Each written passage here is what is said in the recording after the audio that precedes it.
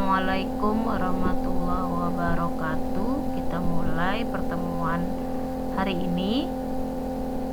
Untuk kali ini materinya adalah teknik sampling.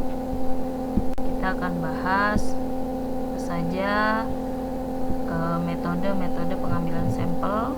Ya, sebelum ke sana kita pahami dulu apa yang dimaksud dengan populasi, sampling, sampel, dan lain-lainnya.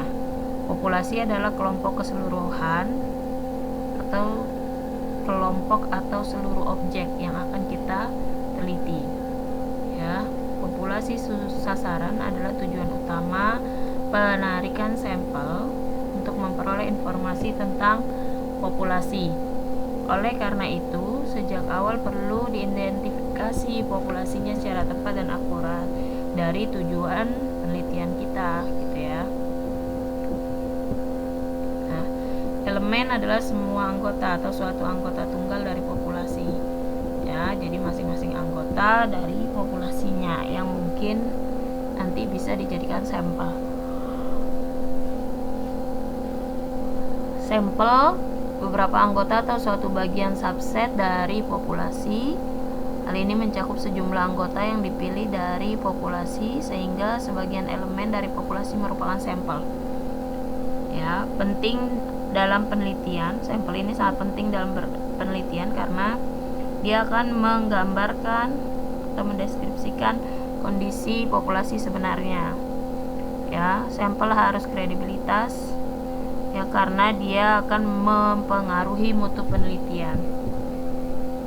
Alasan diperlukannya sampel dalam penelitian, yang pertama adalah populasi sangat besar sehingga tidak mungkin kita meneliti seluruh elemen.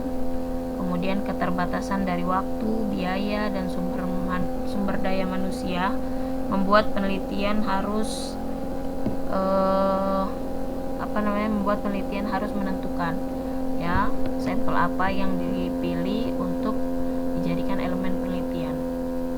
Kemudian bahkan kadang penelitian yang dilakukan terhadap sampel bisa lebih reliable ya daripada populasinya. Jadi karena apa bisa lebih reliable? Karena kalau kita meneliti seluruh komponen populasinya atau elemen populasinya, itu bisa muncul kelelahan fisik, kemudian kekeliruan menurut Rukma sekarang tahun 92. Oleh karena itu biasanya sampel lebih akurat atau reliable. Jika elemen populasi homogen, penelitian terhadap seluruh elemen dalam populasi menjadi tidak masuk akal gitu ya. Jadi kalau misalkan populasinya homogen, kemudian kita teliti seluruh elemennya gitu ya. Jadi ya kemudian nilai yang kita hasilkan dari seluruh elemen populasinya itu jadi nggak masuk akal gitu ya. Misal contohnya meneliti kualitas jeruk tapi dari satu pohon, tapi seluruhnya kamu pakai buah jeruknya tapi hanya dari satu pohon, itu jadi malah tidak menggambarkan kondisi sebenarnya kan ya. Orang dari satu pohon jadi lebih nggak masuk akal gitu. Yang harusnya dilakukan adalah dari satu kebun tapi dari beberapa pohon sampelnya gitu kan. Kemudian mengapa dalam penelitian digunakan sampel dan apakah sampel dapat dikatakan mewakili seluruh populasi? Iya, oleh karena itu penting menentukan sampel gitu ya, karena sampel harus mengandung dua, yaitu akurasi dan precision ya. Cermat, akurasi, dia sampel yang diambil tidak akan bias ya, sehingga memberikan reaksi yang tidak berlebihan atau kurang. Kemudian tepat, precision ya, sampel yang diambil dapat mewakili dengan wajar keseluruhan kondisi populasi tersebut. Oleh karena itu pada saat memilih sampel harus betul-betul dipilih sampel-sampel yang dapat mewakili kondisi populasi sebenarnya ya. Kemudian menggunakan teknik pengambilan sampel ya yang sesuai dengan strategi penelitian yang dilakukan. Nanti kita belajar teknik sampling dan beberapa metode yang bisa digunakan.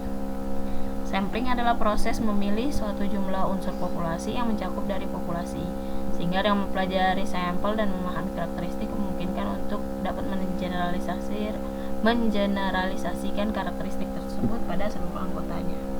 Kategori sampling ada probability sampling. Probability sampling ini adalah seluruh elemen populasi ya bisa atau memiliki peluang untuk dijadikan sampel. Dan non probability sampling. Non probability sampling ini berarti tidak seluruh elemen populasi, tidak seluruh anggota populasi bisa atau memiliki peluang untuk dijadikan sampel. Contohnya, misal saya ingin meneliti pendapatan dari tukang sayur di pasar-pasar tradisional. Nah, karena yang saya teliti adalah jelas tukang sayur, maka pada pasar tradisional kan ada tukang sembako, kemudian ada tukang daging, tukang ayam.